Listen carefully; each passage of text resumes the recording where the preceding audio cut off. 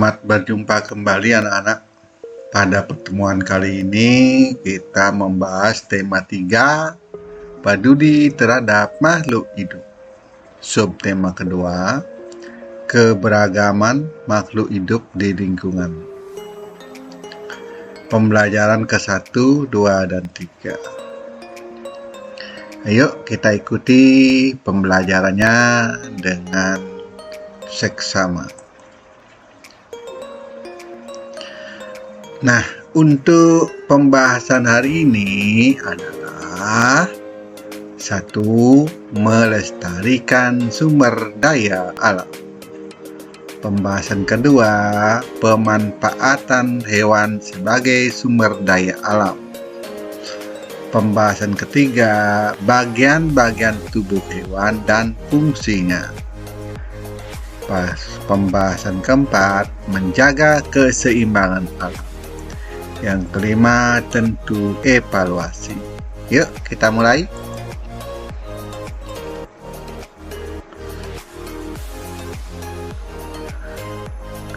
Nah, untuk melestarikan sumber daya alam.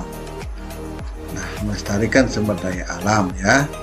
Burung ini contohnya adalah burung cendrawasih yang hidupnya ada di daerah Papua, Indonesia paling timur, yaitu Papua, atau yang sekarang yaitu yang dulu namanya Irian Jaya ya, sekarang disebut dengan Papua. Burung cendrawasih adalah burung khas Indonesia yang ada di kawasan hutan tropis Papua dan sekitarnya.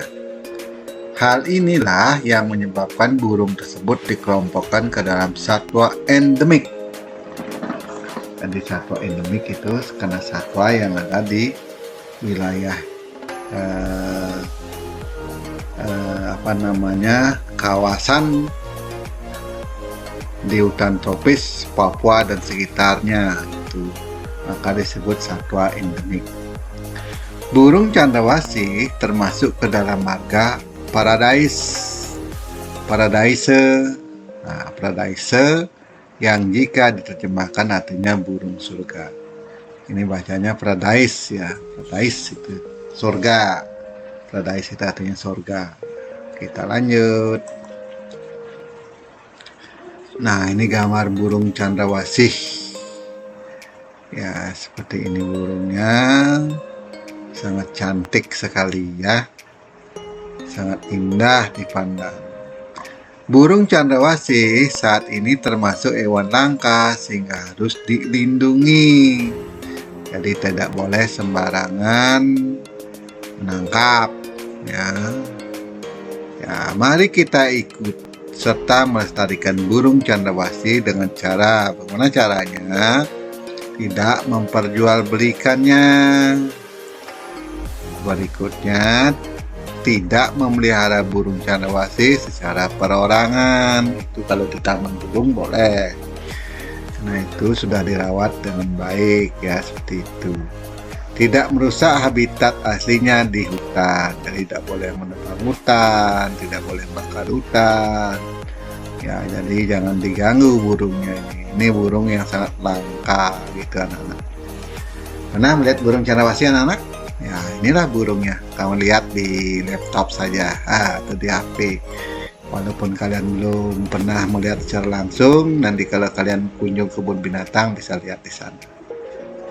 Atau Bali Bird Park. Di Bali ada namanya Bali Bird Park, dari Bali yang lain juga ada ya. Bisa lihat burung secara nyata di sana. Yuk kita lanjut lagi.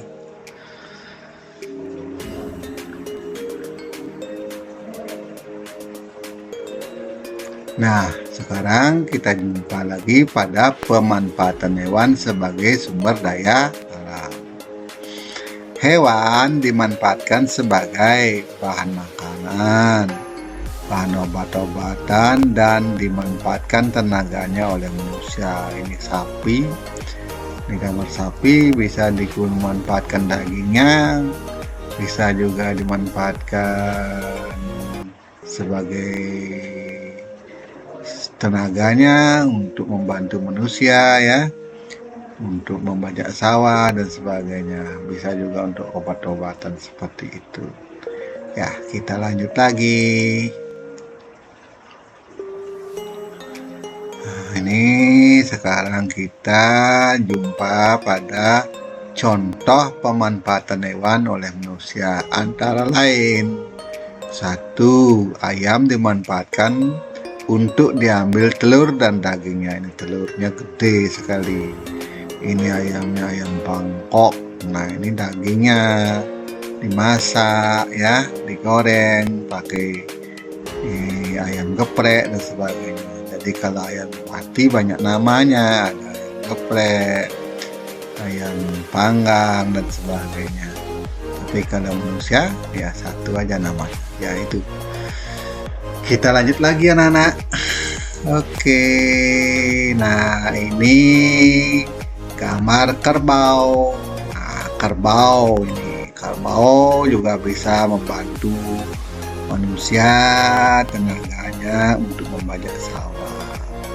Kerbau dan sapi dimanfaatkan diambil dagingnya dan tenaganya untuk membajak sawah. Kan itu kan? Untuk membajak sawah artinya untuk mencangkul, seperti mencangkul gitu, menggali-gali supaya tanahnya gembur baru tanam padi, itu namanya membajak ya. Kita lanjut lagi. Nah, ini ada gambar ikan koi, kucing dan kelinci dimanfaatkan untuk hewan peliharaan. Nah, ini untuk hiasan ya, sebagai peliharaan ya, dirawat dengan baik sehingga menambah seni bagi yang memeliharanya ya, sebagai hobi begitu. Jadi sebagai kegemaran memelihara ikan, kucing ya, termasuk Pak Guru juga senang memelihara kucing gitu karena lucu, imut-imut begitu ya. Ya, anak-anak kan senang juga kucing kan? Ya, tentu ikan juga banyak yang senang. Tapi kalau Pak Guru nggak suka memelihara ikan gitu.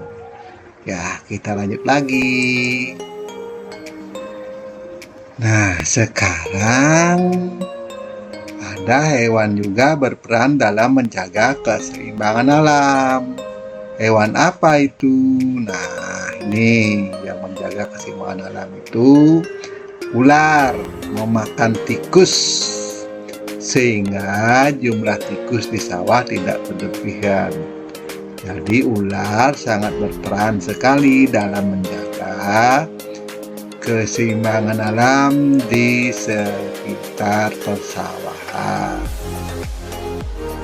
Oleh karena itu, tanaman padi tidak habis dimakan tikus sehingga petani dapat memanen padi. Jadi kalau ketemu kalian ular di sawah, sebaiknya jangan dibunuh karena ular itu akan bisa membunuh atau menangkap tikus. Atau juga ada burung elang gitu, jangan ditembak, tidak boleh, dijaga kelestariannya supaya menjaga keseimbangan alam. Burung elang juga bisa nangkap tikus gitu, sehingga hasil panen petani akan berlimpah, tidak dimakan oleh tikus gitu. Jadi kalau ularnya nggak ada, tikusnya akan banyak sekali begitu. Paham kan yang dimaksud menjaga keseimbangan alam itu seperti itu. Jadi antara tikus dan ular harus ada. Tikusnya banyak, ularnya harus ada. Kalau nggak ada ular, ada elang, ya nanti padinya dimakan semua oleh tikus gitu. Nah, itu kita lanjut lagi. Nah, ini ularnya gede. Nah, ini ular sanca. Ular di sawah berfungsi menjaga keseimbangan alam, yaitu keseimbangan jumlah tikus dan tanaman padi. Jadi dia menjaga keseimbangan tikus dan jumlah tanaman padi tidak dimakan oleh tikusnya gitu, karena ular ini suka sekali makan tikus gitu. Kita lanjut lagi. Nah, ini tikusnya gede, warnanya hitam lagi, tapi ini tikus rumah ini. Akibat jika keseimbangan alam tidak terjaga, sebagai contoh umpamanya ular sawah musnah atau hilang dari sawah. Nah, jadi ularnya tidak ada atau musnah atau hilang dari sawah, maka tikus sebagai hama padi tidak ada pemangsanya lagi. Jadi tikus akan berkembang tidak, sehingga jumlah tikus akan semakin banyak. Akibatnya tanaman padi akan habis dimakan tikus. Itu maksudnya, dan kalian paham ya? Paham kan? Ya, kita lanjut lagi pada materi berikutnya.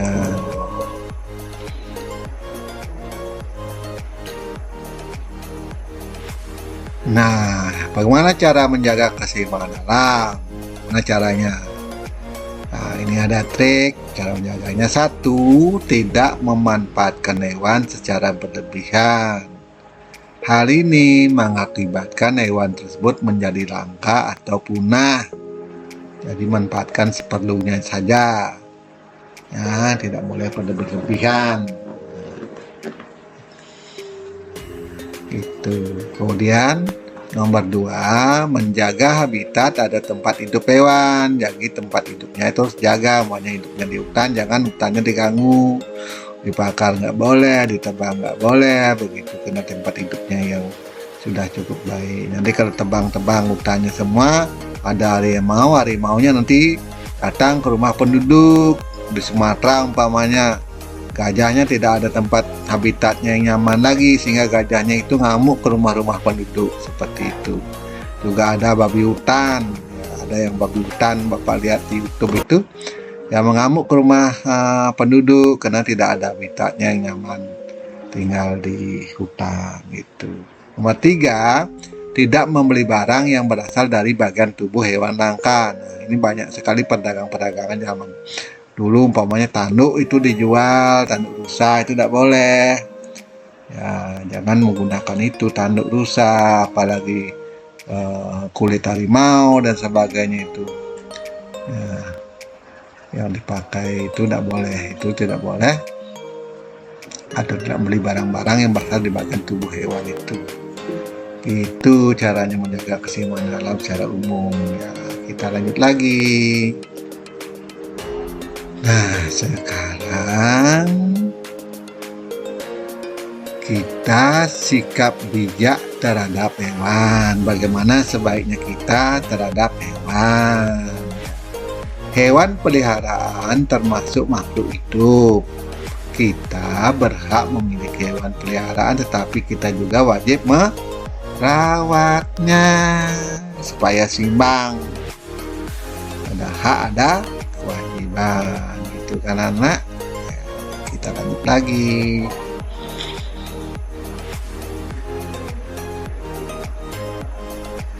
Nah, sekarang kita ketemu pembelajaran ini, yaitu kita akan mengenal bagian-bagian tubuh hewan dan fungsinya.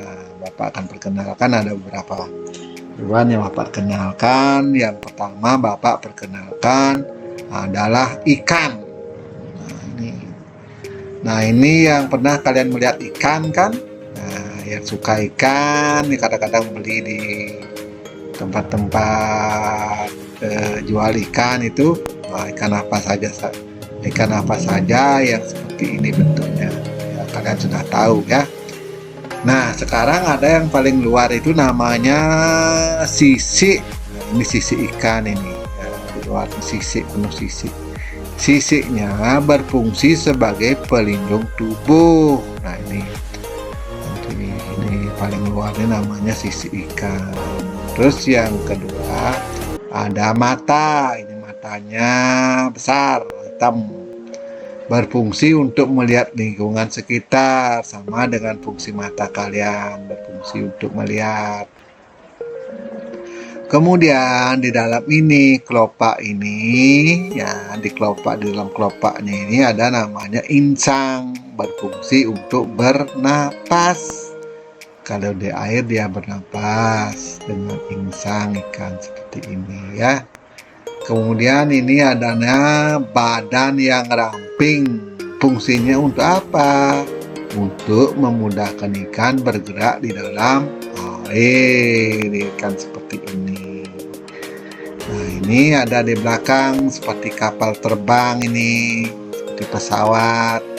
Nah, namanya ekor, berfungsi untuk membantu pergerakan di air. Jadi gampang dia larinya karena dibantu oleh ekornya ini ya. Ini ekornya. Kemudian ada yang di bawah dan di atas ikannya itu ada namanya sirip. Sirip ya, berfungsi untuk berenang. Nanti kalau hilang ini tidak bisa berenang dia. Yuk kita lanjut lagi. Nah, sekarang kucing. Kesukaan Pak Guru memelihara kucing. Nah, ini kucing ya. Ada kucing. Ini kucingnya lucu sekali. Nah, kucing juga memiliki bagian-bagian tubuh. Yang pertama namanya telinga. Sama seperti kita punya telinga untuk mendengar. Nah, ini ada matanya. Nah, ini tanda panahnya kurang ke bawah dikit. Nah, mata untuk melihat. Nah, ini ada hidung kucingnya untuk mencium bau dia. Ini ada namanya rambut, berguna untuk menutupi tubuh. Nah, ini rambutnya tebal sekali. Nah, ini ada namanya misai. Nah, ini kumis ya, kumisnya namanya misai untuk mengetahui keadaan sekitar.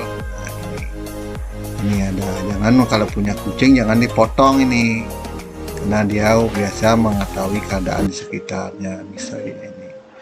Kemudian yang di bawah ini ada namanya kaki sebagai alat penggerak ya, untuk meloncat menangkap tikus cepat sekali dengan kaki ini. Nah, ini ekor berguna untuk keseimbangan bagi kucing, jadi tidak pincang. Jangan dipotong ekornya kucing ya, nggak boleh, karena jaga keseimbangan tubuhnya untuk bergerak itu. Paham ya? Sekarang kita lanjut lagi.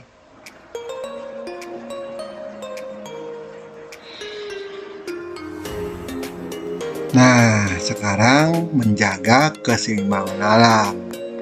Manusia mempunyai kewajiban menjaga keseimbangan alam. Nah, ini alamnya asik sekali gambar ini. Ya, itu. Kita lanjut.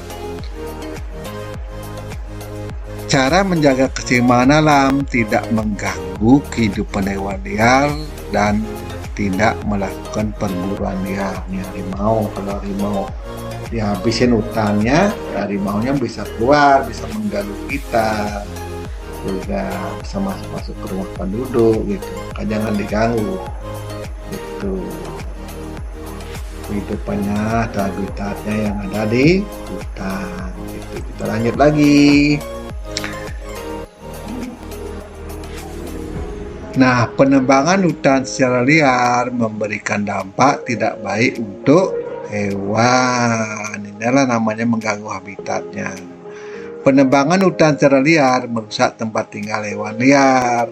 Hewan liar akan berpindah ke pemukiman warga. Hal tersebut tentu akan mengganggu warga karena hewan liar akan merusak perkebunan dan peternakan warga.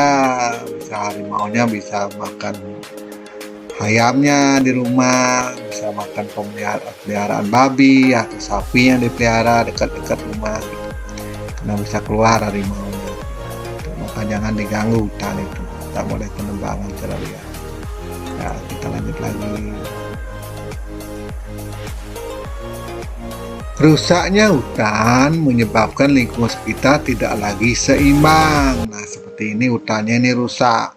Ini ada dibakar, mungkin dibakar, ditebang kayunya, jadi hutannya rusak gitu. Sehingga tidak seimbang lagi.